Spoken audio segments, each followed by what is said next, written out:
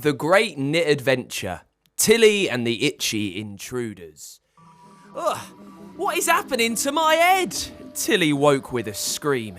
It felt like her head was being tickled by 100 miniature hands, and she hated it. She looked up. She scratched. She ruffled her hair. Ugh! The itchiness in her hair that seemed to dance around like fireflies on a summer night. She scratched and scratched, but the itchiness wouldn't go away. She sighed, puzzled, and looking at herself in a mirror. To her surprise, tiny specks, like little adventurers, were climbing around her hair. Tilly lived in a quaint little village, nestled between rolling hills and sparkling rivers. Tilly had the most beautiful, sun-kissed hair that shimmered like spun gold. Her days were usually filled with laughter, playtime, and playing the clarinet. But not today. Today was rubbish and very itchy. If you join me for a second, we can zoom in with a magical lens, and if you listen carefully, you'll hear the tiny chorus of little voices.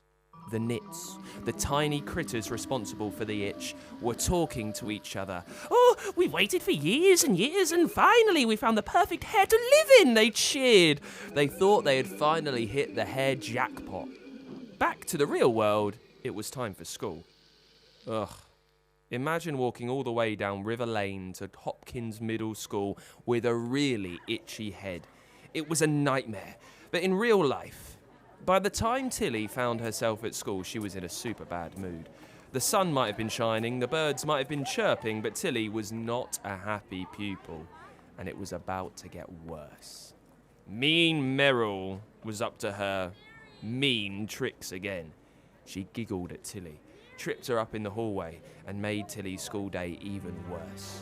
Mean Merrill was mean to everyone, but she always had this ability to pick out who was having a bad day and then make it even worse.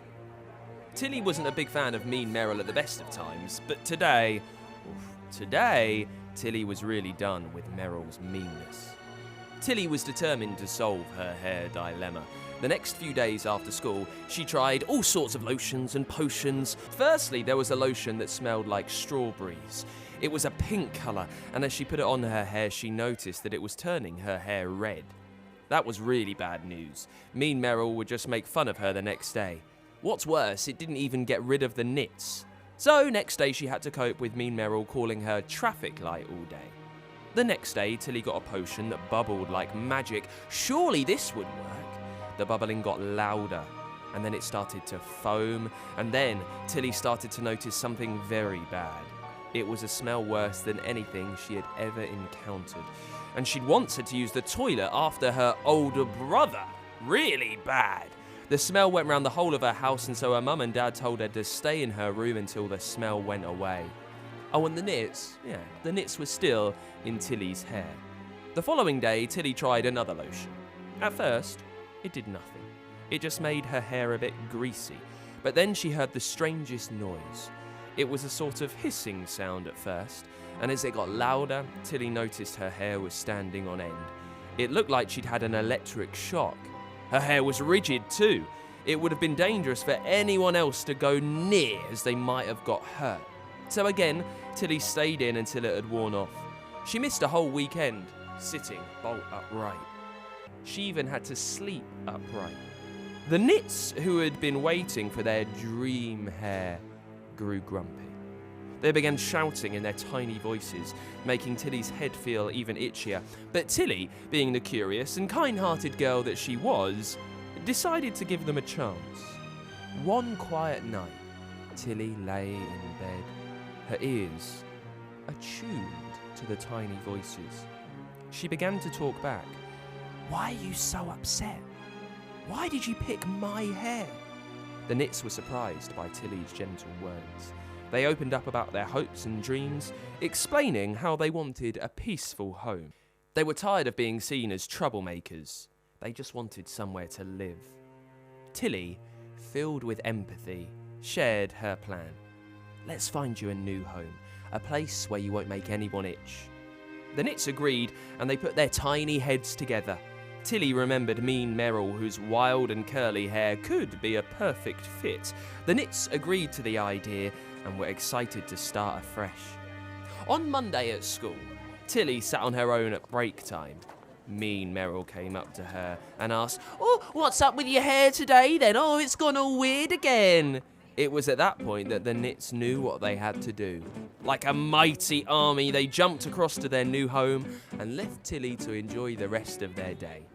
The next morning, as its sun stretched its golden arms across the village, Mean Merrill woke up with a fierce itchiness on her head. She scratched and scratched, just like Tilly had done before. Unbeknownst to her, the Nits were now the new guests in her curly hair, having their own secret night hair party. As for Tilly, her hair was finally free from the constant itchiness. She felt proud of herself for helping the Nits and couldn't help but notice a change in Mean Merrill.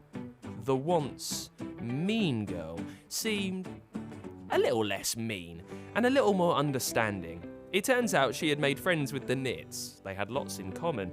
They would stay up late making stories and laughing at jokes.